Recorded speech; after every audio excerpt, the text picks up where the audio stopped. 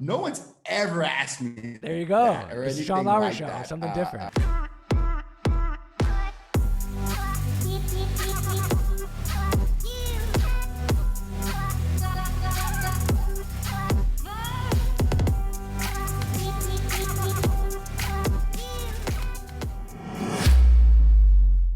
What's up, everybody? Welcome back to the Sean Lowery Show podcast. I have with me today an awesome guest, Gustavo Munoz Castro. That's how I say your name? You got it, Sean. You nailed it.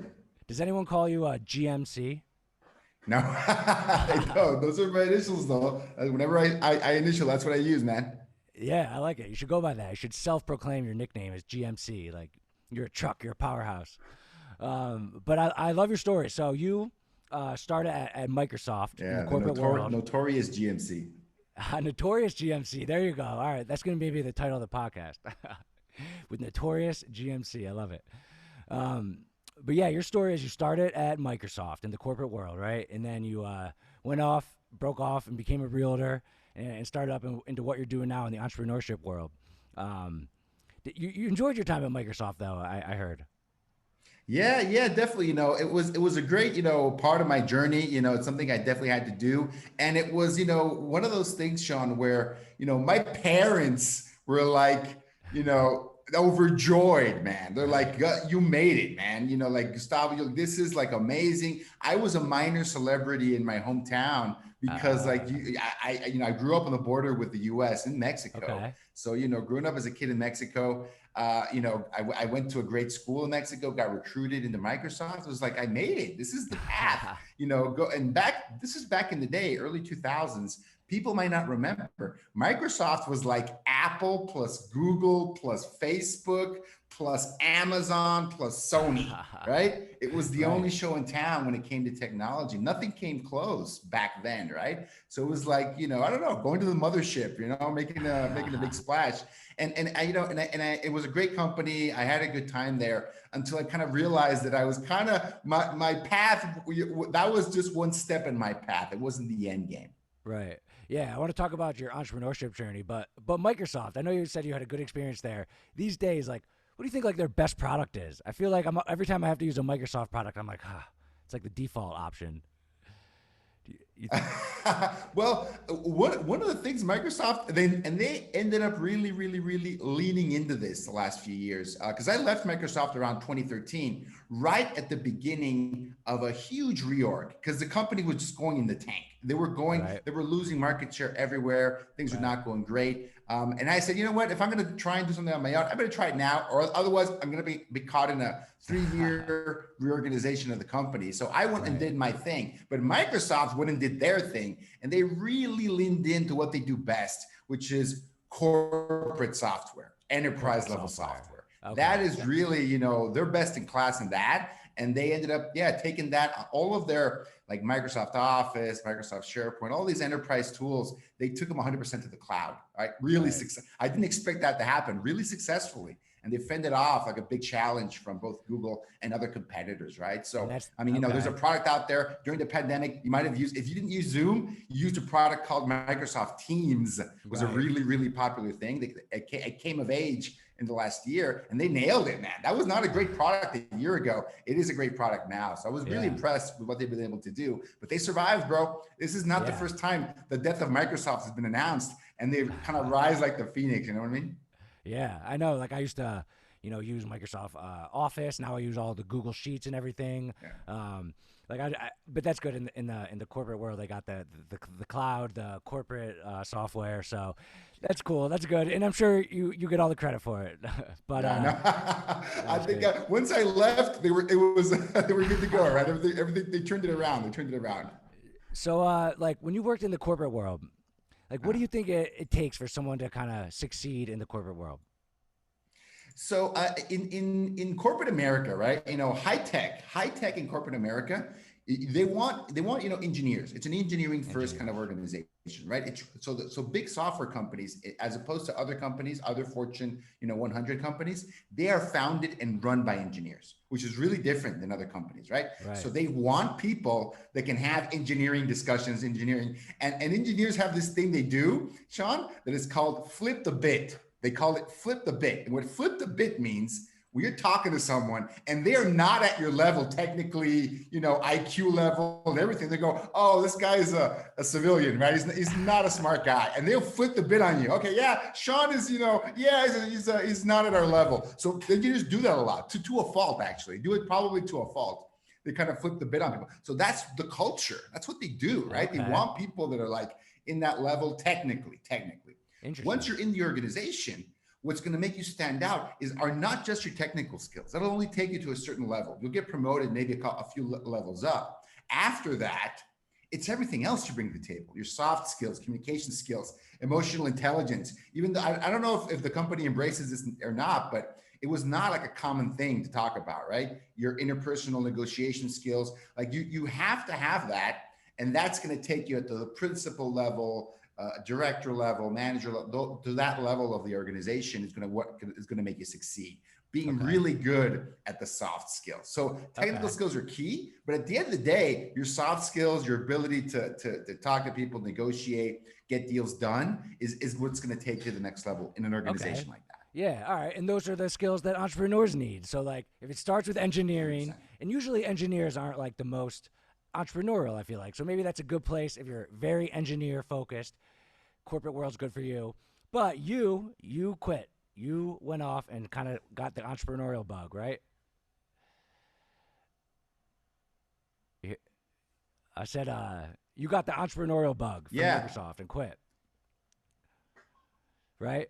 Yeah, 100%. And it started for me by kind of just realizing that I kind of didn't fit in 100% where I was, right? Because I had some of those skills. My technical skills were okay, right? They were at the level to get in the organization and they were okay, but I didn't have best in class technical skills. What I had was like really awesome interpersonal, team building, mentoring, leadership skills. And I had to make a choice within Microsoft. Am I going to lean all in and go with the skills I have and see how far I can go in this organization? The way it's structured, there's a ladder level. The path is laid out, right? They literally make these, they call them ladder levels. Climb the corporate ladder. It's literally what it's called. Do you want to follow that? Or do you want to see what happens if you go on your own? That was eventually the choice, I was making. And Sean, I was in Microsoft for 10 years. I knew this within about year 3. I'm like, well, maybe I should try. But the momentum you've got, the expectations, other people's expectations you have that you kind of feel you have to meet. I wasn't mentally ready. You're a hero in your hometown. You're a hero in your hometown. Your parents are loving it. They love bragging to their friends. You got the job at Microsoft, and if you leave, that you're gonna have to kind of deal with a little bit of backlash. Did you have to deal with that backlash? Were you still a hometown hero when you started in real estate?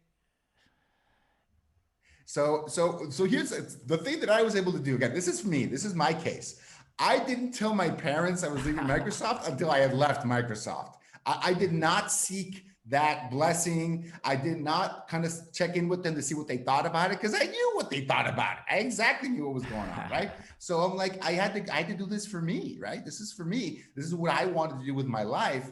I didn't go and check in with my high school principal to see what they thought, the people in town. I didn't do it because ultimately, Sean, it doesn't really matter, right? It's exactly. You're famous, but you're kind of fake famous, right? You know what I mean? And you were thinking about it for 7 years. Like you were thinking I might quit and start my own thing. That's a long time. I quit my job when I was like 22 and I had not a corporate job, but like a real job for like 2 months. And I was like, I'm starting. Started my mom's basement. 7 years. Like, did that really weigh on you for like all that time? Like what finally made you make the leap after 7 years?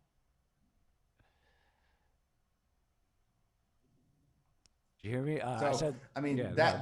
It's a really crazy story. So yes, it definitely was weighing on me. And again, these companies, high tech companies in the U.S., they want you to stay. I mean, they do not want to go through the trouble of recruiting you, training you, doing this to have you get up and leave in year 5, in year 7, in year 10, right? So they give you what's called the golden handcuffs. They make sure your compensation is spread out over 5 years, right? So like every year you're there, you make more and more money. Your stock options kick in, the bonuses kick in.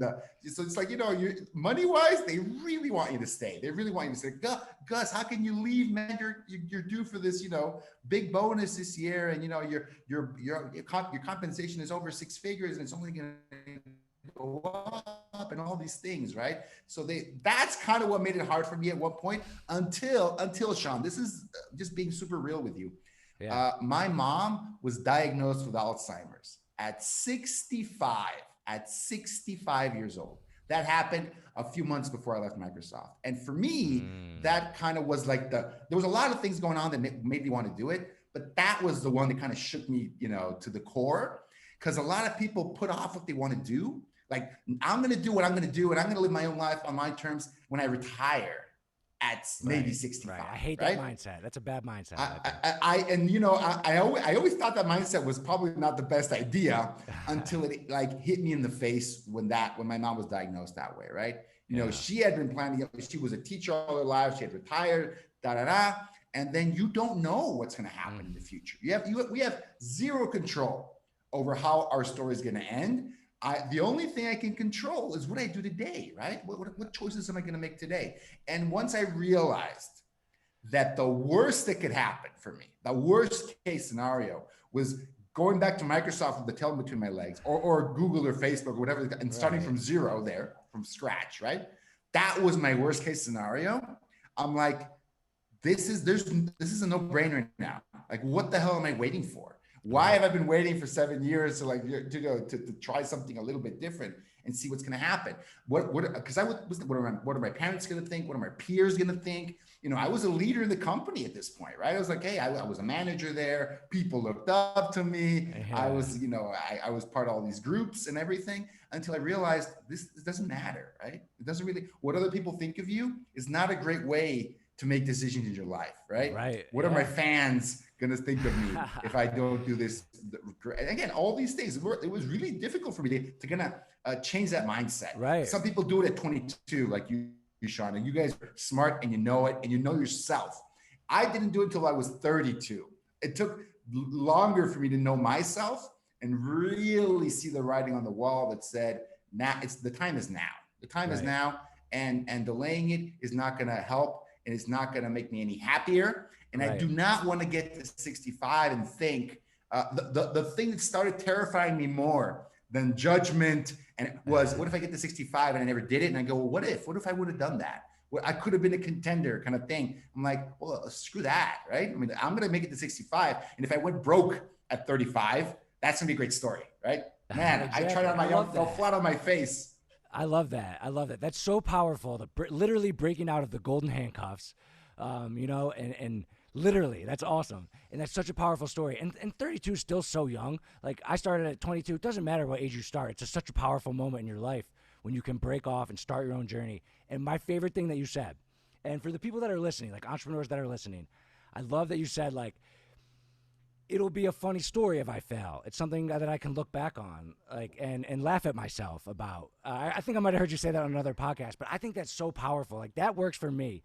Like, I love getting criticized. Like, I love getting made fun of, and like, that really worked for me. For someone who's trying to break free, like, one of the things that worked for me was like, if this is a failure, I could just laugh at myself, and like, it's a lighthearted approach to facing fear. And I think it's really powerful for some people who might be taking it so seriously and being so scared and worried what people will think. Just, it'll be funny. Like, when you look back on it, you can laugh at it. I think that works for me. And I know every entrepreneur hears things differently, but I love that. I love that angle that you have to your story, that why not? It'll be funny if I fail.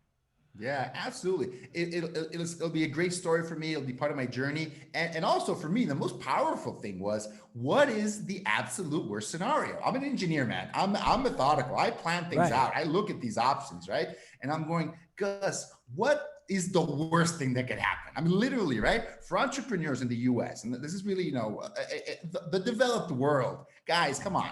Your life is not gonna end if your business fails, right? If you make the wrong choice. You have food, you have clothing, you'll have a no shelter. No matter what, you can have food, clothing, and shelter. In countries like Mexico, like in southern Mexico, there's a lot of, that's not necessarily always true. You could actually get into a lot of trouble if your business fails.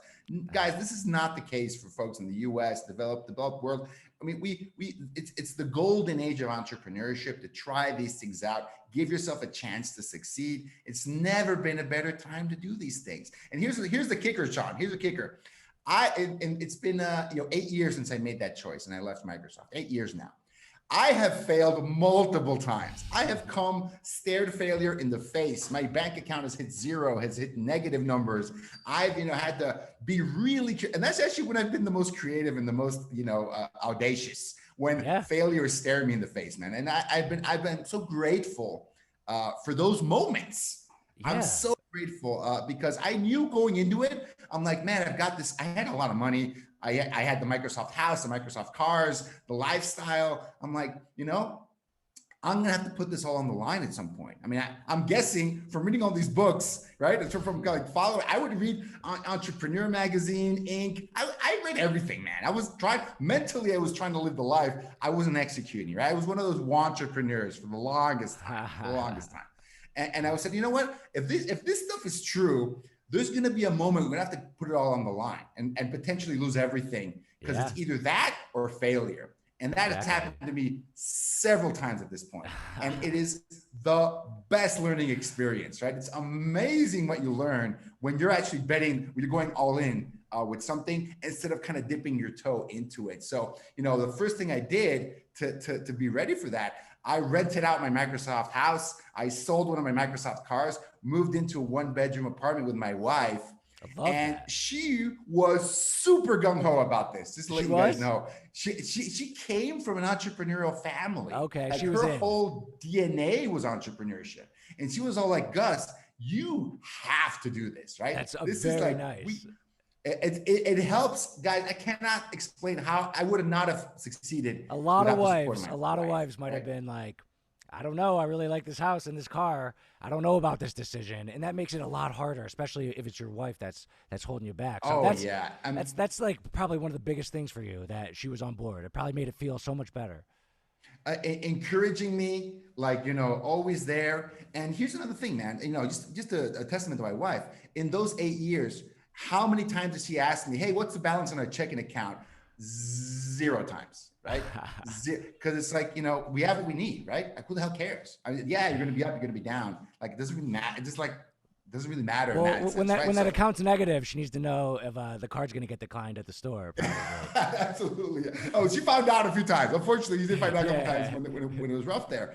But it's all part of that. It's all part of the journey, the good and the bad.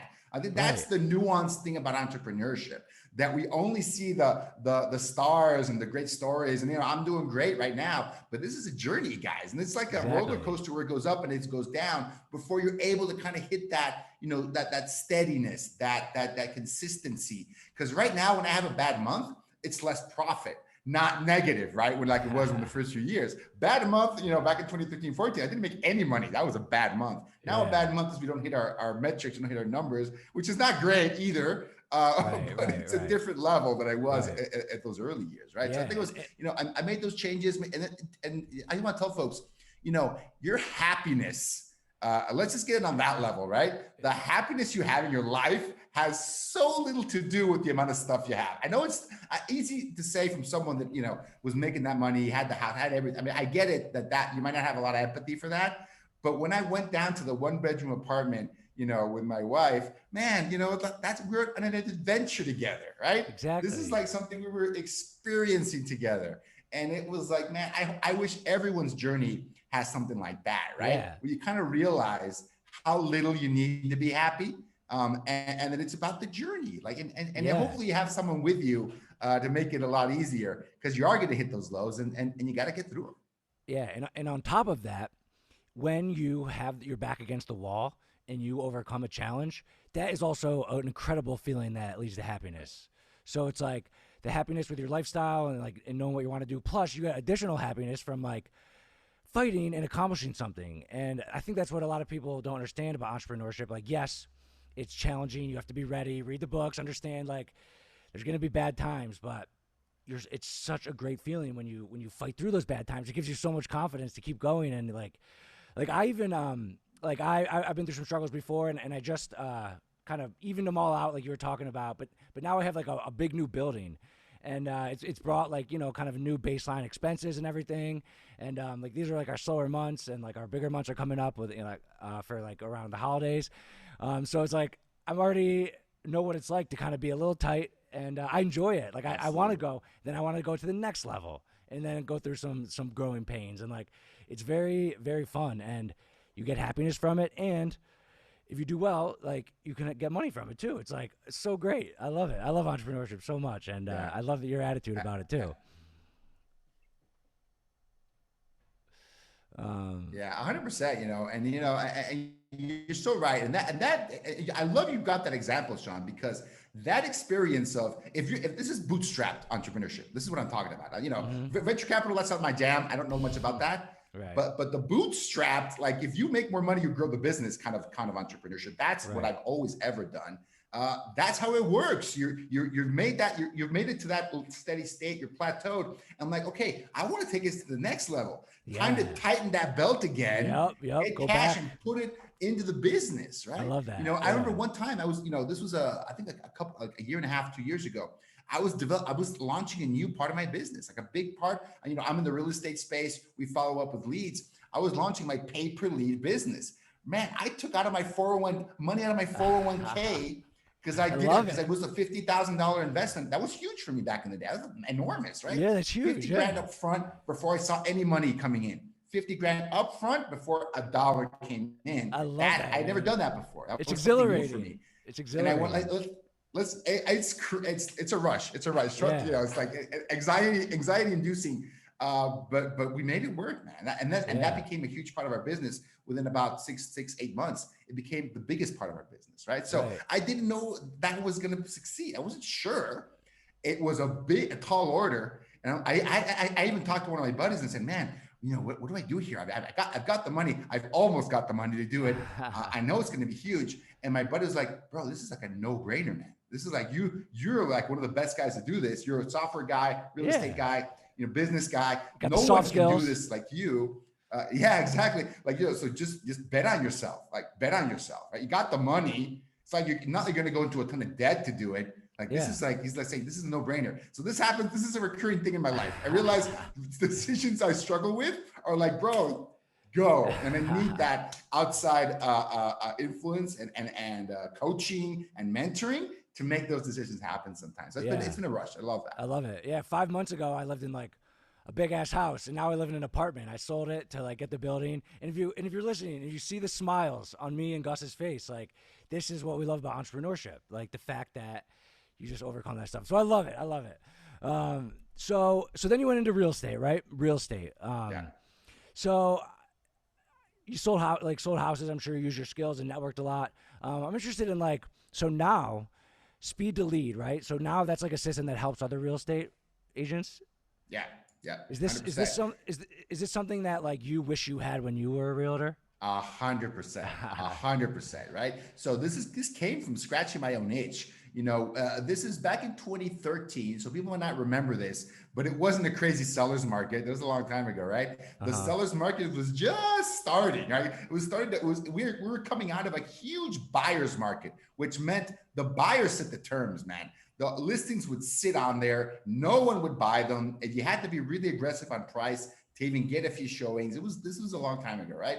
And we're coming out of that. And one of the things that came of age in that time after the crash was online lead generation for real estate. It really came in and became a huge part of the industry because it was a buyer's market. And buyers are the most efficient, effective lead to generate online. It still is. That's still true, even in a really hot seller's market. Buyers are just, it's the internet lends itself to generate buyers very easily. So imagine buyer's market, if people that figured out lead gen for buyers did well in that time, to say the least, right? Did really, really well, understood it. It was still new. And I'm talking about Google pay-per-click. I'm talking about Craigslist back in the day, Zillow.com, you know, the first big wave of Zillow.com, all of these different sites, right? And you started to realize that you had to reach out to these people fast. You had to reach out consistently. It wasn't like calling your friend, your neighbor, your referral recommendation. No. Right. You had to work for these, right? These people did Right. not know you. And one big piece of the puzzle was, are you calling them enough times? Are you texting them enough times? Are you getting their attention? And are you doing it consistently, right? Because it would take 5, 6, 7, 8, 9, 10, 12 attempts to get these people on the phone, to get them to respond to that text. And whoever did it consistently was going to win. That, Right. people that were in online lead gen in the day Uh-huh. realized that, like, holy cow, this is work, right? This is work. And we had a choice to make. We had teams I had a team of real estate agents. I was either going to teach my agents to do that and expect them to make the call, send the text, follow up, or I was going to have my staff help them with that and have my agents, do what they do best, which is attend appointments, take appointments, close appointments, get deals signed, show homes, list homes, schmooze the clients, right? The closers. So I chose specialization. I'm again coming from a systems background, an engineering background. I'm like, bro, and knowing real estate agents, they are not the best at grabbing this thing and being effective and doing methodical follow up. It's just not in the DNA. These are commission only salespeople that are in it to kill, right? Like hitting the phone for the 5th time on an unresponsive lead is typically not something they have the patience to do. So really, I had an ISA, inside sales agent, a telemarketer for real estate that would call my leads. They would prospect in my area. And that's how it started. I got introduced to that role in my own real estate team. Wow. So like the power of the business is the fact that the best way to convert is to continue to just hound somebody, essentially. Yeah. On the and specifically on the phone. Like on the phone, that works text best. messaging. At the beginning, we did call, text, and email, and we did it all equally. Actually, right? We had a 15 touch plan: calling, texting, emailing. What we realized kind of very quickly, right, was that email. And again, I'm not knocking email. That email is a great way to market to people, but email is a nurturing and kind of a long-term strategy, right? When you're talking about real estate leads that are going to be active, somebody's ready days, to buy. Someone is buying a house, like. You need something more actionable. So we just dropped email and just went with calling and texting. And when we're texting, we're actually trying to get them on the phone. The text is a way to get on the phone because 80% of our appointments come from the phone. Having a two-way conversation, even though a lot of people prefer text, and they do, and I get it. 50% of our contacts are text only, right? But we want to get them on the phone because that is still the best way. Do you have a script when you get them on the phone? Oh, absolutely, right? Yeah. And the scripting, when I tell folks, this is what we do, right? I'm essentially a coaching and scripting company because I scale this. I have 120 full-time employees doing this for hundreds of clients across the U.S. and Canada at this point. So that goes to my skill set. Right. My parents, both of them are teachers, right? Both of my parents. Communication, and so clear. I am, at my core, I am a teacher. In my soul is what I am, right? So I have built an organization where I teach and coach and mentor 120 people to do this job, right? That's essentially what I love to do, right? That part of it. So we teach them. And the fundamental thing about scripting, let's talk about this scenario you just mentioned, right? How to get them on the phone. Right. How to get them on the phone, how to get them to meet you face to face. It's the same problem. And it has actually the same solution. How do you get them on the phone? Because people are busy, Sean. Who has time to meet with a real estate agent? Who has time to talk to a what? The people are seeing that. I'm not going to get on the phone with you. If you ask that question, do you want to get on a call? The answer is no. Or just crickets. I'd probably say right? no. Do you want to meet face to face? Forget about it. That's just never gonna. It's 2021. It's never gonna happen. However. And I'm going to give you a really clear example of this, like a California example. Hey, Sean, I'd love to show you my off-market property list, my pocket, whatever you want to call it, pocket listing, off-market property list, man. I only show it to the most motivated buyers. If you have some time, I'd love to meet with you today at 4 to show you that and see if any of my off-market property lists meet your needs. Because I've committed that I'm only going to take the most qualified buyers to those sellers because I have a relationship with them. Do you have time for today at 4 or tomorrow at 5? Make you feel special. That is a different question, man. That is not, do you want to meet with me, right? That is not it. That's you're important. You're exactly right. They're Yeah. important. And I have this really valuable thing I want to share with you, but man, I can't share with just anybody. You want to go and take a look at that together with me whenever, on Zoom, in person, it doesn't matter, right? You have time for that. People have time for that, right? Right. They will Right. make time, and they're going to get a babysitter. They're going to, get off of work early. They're going to do it Right. because you're solving a problem for them, right? Right. You're shooting for the kill. You're going, man, that is unbelievably valuable. That is a no-brainer for me to go and talk to you about that, because that's interesting for me. That solves a problem for me. That addresses my fears, my needs, my all these things. The So sales that is psychology behind it. 100%, Yeah. 100%. And Right? that's important. And like, that's important for anyone who is selling anything. Figure out a way to like use that human psychology of making the buyer feel important, making them feel exclusive. I mean, that works for selling products online, services, and it's human psychology. You can't change it. Yeah, 100%. And you want to understand it, right? You want to do it, because otherwise you sound like everybody else if you don't do Right. that. You sound like the other dozen agents that want to talk to them. Why? Because, hey, I've got all these certifications. I'm so experienced. I'm the top whatever in this area. The consumer doesn't care. That's, Right. I mean, and this is controversial in my industry, right? People do not want to hear that. There's a lot of ego in real estate. I'm just going to say it, right? There's a lot of ego in real estate. But the teams that understand that it's not about them, the agents that understand it's not about them, it's about the needs of the consumer, especially online. Right. Online is different than referral and recommendation, which is how a lot of businesses get made. I get it. Online in this day and age, it is about 100% throwing value, inundating them with value, making it a no-brainer for them to work with you. Yeah, I know in the real estate business, referrals are like the thing. Referrals. But like, I didn't have any referrals when I bought and sold my building and house. Like, he's like, "Do you know anyone?" I'm like, "Not really." Like, I feel like it's a limited scope if you're just depending on referrals, and you're smart enough to go out and find the leads online, which is where everyone's like living these days. And do you think this will, like, business model will grow into the future as things change, like the same idea? I mean, maybe how you generate the leads might change, but get the leads and then just hound them and hit them up with the script. Like, do you see the business being the same in 10, 15 years?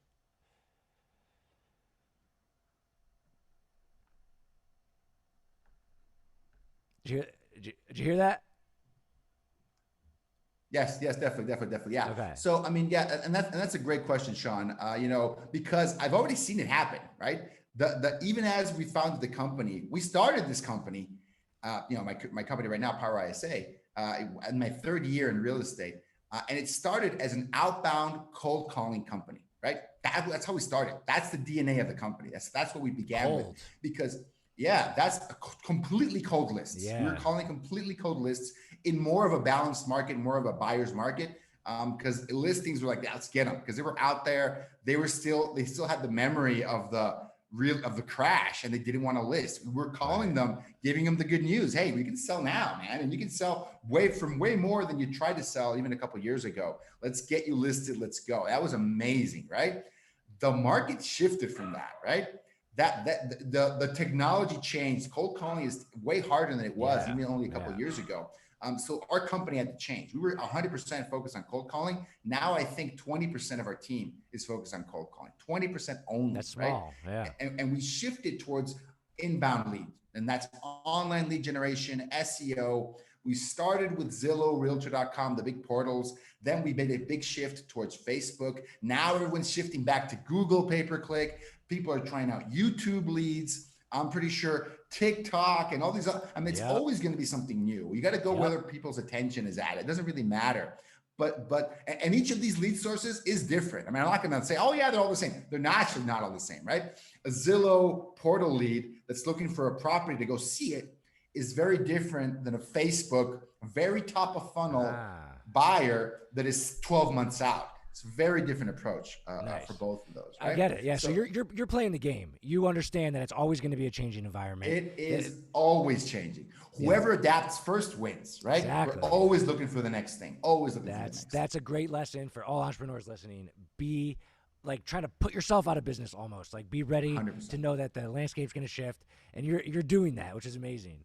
I have a couple other like like just different things to talk to you about. Like, don't have to do with real estate. That cool?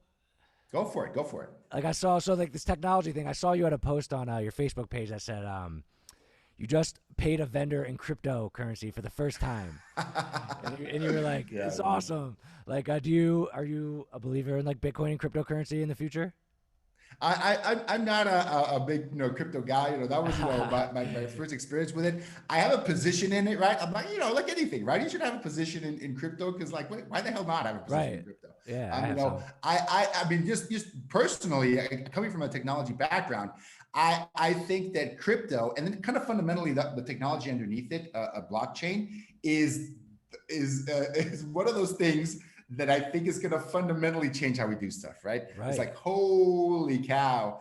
And again, we're in the infancy of this, right? Yeah. Oh, yeah. Of the applications of blockchain. Crypto is an amazing one, but it is not the only I one, man. heard the blockchain. One of the things I hear the most about it is going to be like deeds to homes, right? Like, Escrow transactions, yeah, contracts, deeds to homes is a great one. I think right now it's a technology that's looking for those early adopters and or governments and local small businesses. They're like, hey, just try new stuff. They want to pioneer it out. They want to try it and do amazing things with it. NFTs, which I think right. is like the wildest thing ever, is an application of blockchain, right? So all of these Exactly. things, they're plugging into kind of existing business models, but they're turning them on their heads Right. with this technology. Art collection has existed since, I mean, how long, Sean? Maybe the Forever. Van caveman did Gogh it, and right? This is my exactly. cave because I like to draw on it. Well, it's the same need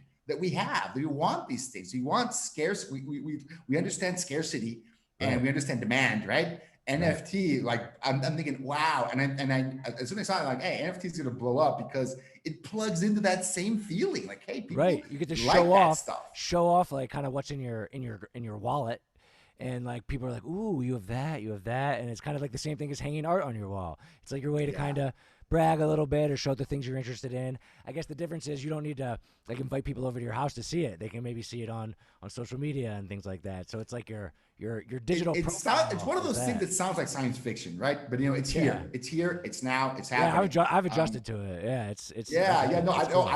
I try to explain NFTs to other people, and they're like, "You're insane." I'm like, "Okay, Yeah, but you're not talking to them about an emerging technology. It's here, right? it's And here. there's a market They've sold for for it, millions. and there's It's huge. exactly. It's one of those again, like crypto. I mean, it still has that boom and bust aspect to it. I mean, Definitely. that's just the Wild West. That's how things are before things become get over the tipping point and things become mainstream. But that's that, and those are the kind of applications that I'm thinking about blockchain. It's just going to be one of those things where like, holy cow! Remember when it was just crypto, right? I mean, Right. I think that's kind of where things are going to be at. And I own crypto. I don't know NFTs yet because I think I want to know more about that space. But I love baseball cards, just so you know, right? And Well, there you so go. if Yeah. you haven't seen, lines of grown ass guys outside of Target waiting for the card, you don't understand how there's a huge demand for these There's a things, right? huge demand This for him. I didn't even this is know a that. thing. This is a thing, right? So Yeah. if you've seen that, you're like, okay, NFTs is going to be huge because that's just Exactly. Just to know that another people are out there thing. trading these like rare collectible things. Now it's online. It's going to be so much better. So, yeah, it's very interesting. Another kind of different thing I wanted to ask you was, like you said, you're from like right between like the Mexico California border, and you grew up in Mexico, right? I was like and it was like a political like button like the border and everything, but like I'm always curious to get someone's opinion who's like from right around there, like. Um, does everyone like want to come to America? Like, what is your perspective on like the border, kind of like from being right near it? Oh wow, that's that is so yeah. That's a very insightful a question, Sean. No one's ever asked me There you that go. or It's the Sean anything Lowry like show, that. something different. Because I'm from that area. Yeah, yeah, exactly. Yeah, so that's a wild question because I love that area, right? Uh-huh. That's where I'm from. I have a lot of pride of being from that area Yeah, because it is a really weird place to be, right? You're kind of in the middle seems of two like it. countries. Yeah. Yeah, it's you're not exact. So people in Mexico think you're not Mexican enough, and people from the U.S. think you're not Ah. U.S. Right? So it's a Uh-huh. weird especially those of us that grew up in that area and embraced the U.S. culture, right? Right. I went all in, like learning the language. I love baseball. Well, actually, baseball is huge in all of northern Mexico. So that's a little bit different. But I lived in that. That's where I live, and Like you're not Mexican enough, and you're not U.S. enough. Yeah, so you lived on the Mexican side of the border. Yeah, Mexican side of the border, And where then, and it was always funny because you're not really in squarely in either. You don't fit in either box 100%, right? And that's funny because again, that's how I grew up, and I always thought that was unique. And when I started my company, Power ISA, I have 120 people that are like that now. Ah, okay. That is who we are, right? Okay. It was a weird quirk about me. It's my superpower. It's interesting. Now. It's interesting. So I'm curious. Like, so where you lived, like, where'd you pay taxes? Like there's because I guess I have it in my head. I don't know. I'm not right from near there. Like, there's like a hard line, kind of, right? 100%. You're either one or the other. So like you paid Mexican taxes. Yeah, to Mexico. absolutely. And you want to get dinner, and that's a. Like, what if you want to go like across the border to get like to a different restaurant? Is that an issue? Is there customs and everything?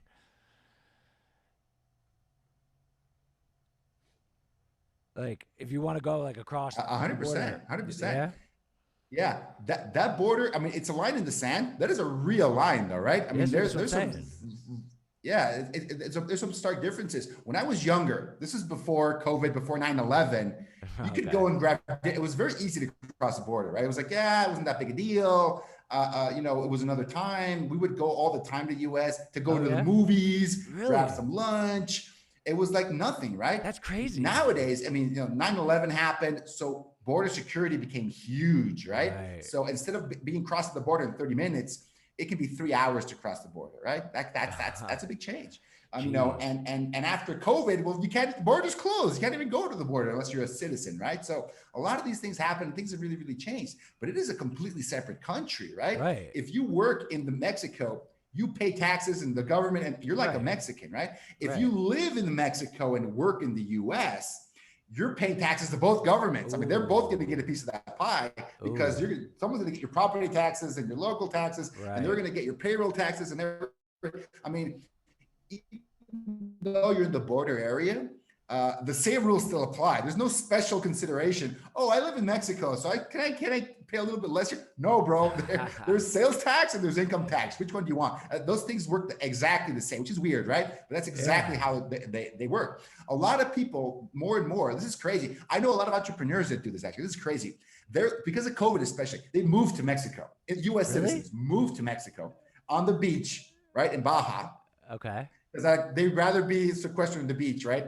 Because if they were living in an apartment in San Diego, they can afford a beach house in Mexico. And they're like, if I'm going to be locked down, I'm going to be locked down on the beach, looking over the Pacific Ocean, lower my cost of living by 50% minimum. And I'm going to what's that? And they work remotely. Yeah, work remotely, right? Work remotely, especially if they're online. Either their jobs went online or their businesses are already online, right? So a lot of people did that, and that is a quirky thing that I think you would only do in that weird border area. Because if it ever hits the fan, you get in your car and you drive to San Diego. So interesting. That's so interesting. Hours, right? I know like border control is like a politically charged issue, but like you never think of the people who just want to go get dinner on the other side. Like, and you live in that world, and I just think that's really cool. I think that's some cool insight. You never think about the people right there, and that's awesome. I love that story about you. Yeah. Last thing. Yeah, it's crazy. It's a crazy area. I love that area. It's like it's me. I love it. That's cool. That's so cool. Last question. Who's your favorite entrepreneur out there today? Who's someone that inspires you?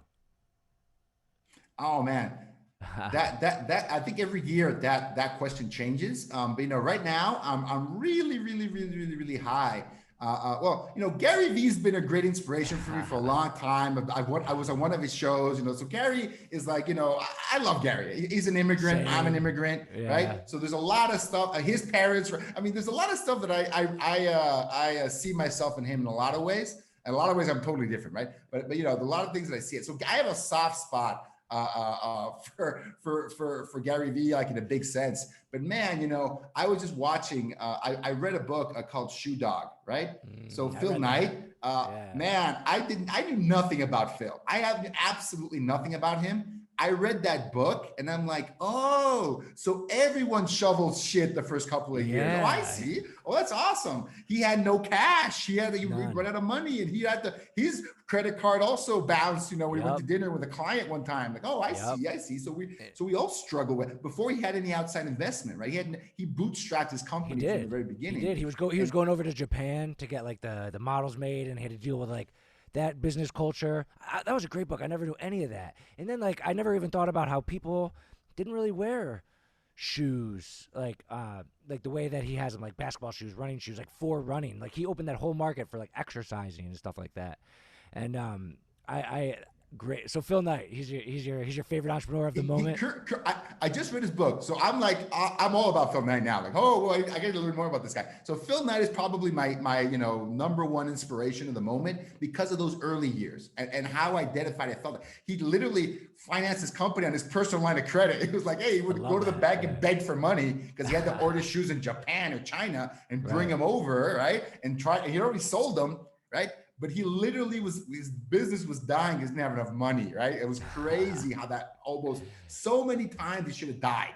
The business Right. should have just gone under because of other things, externalities, right? And that is so true, man. That is just 100% true. And how creative he got, how resourceful he got when it was all on the line, right? So, anyways, I thought, and he had little kids too. I have little kids right Yeah. now, so I think that is. I just kind of saw a lot of things, and that's what the power of these stories, right? You kind of see Yeah. like, oh, I see. You got to take something from each one of these stories. So Gary Vee's been my guy for the longest time, but Phil Knight, man, he's number one right now because I that love book was that. amazing. I love that. And I've read a lot of books over the years, and one thing I noticed is biographies are great. Like, but biographies are a great way to, some of the books are like how to sell online, how to do this, like very specific things. But like a biography of someone like a Phil Knight, I read a biography of Milton Hershey, who started the Hershey factory. Incredible story. He went and found this town and like bought the land, and like it's just incredible story. So if you're interested in entrepreneurship, read biographies of great entrepreneurs. I think you can attest to that. And yeah, I love it. Bring it full circle. Love Like, it, love it, love it. talking about your Love it. challenges and overcoming them and the happiness it brings, and all the way up to Phil Knight, Nike, seeing the same thing. So it's a great message for entrepreneurs. Yeah. Any final words? Where do you want people to go find you and follow you and everything? Yeah, so I mean, the best way to find me, the easiest way to find me is Facebook. I'm always on Facebook. You Okay. can look for me, Gus Munoz Castro, or you can look for my company, Power ISA, and then my website. For anyone that wants to, carry on the conversation, powerisa.com is a great way to find me. I also have a Facebook group, Sean. If you can drop a link in there, that'd be awesome. Okay. Of And course. that Facebook group is free to join. And we always talk about marketing for real estate, right? Anything, the latest and greatest stuff. And I love having people in that group. So if you want to join there, Power ISA Marketing Mastermind is another free Facebook group. Jump in. I would love to continue the conversation if people like to. Awesome. Yeah, we'll drop the link below in the YouTube video, and the Notorious GMC. That's your new nickname. Thank Love you it. so much for coming on, and I really appreciate it. All right. Thanks, man. Thank you.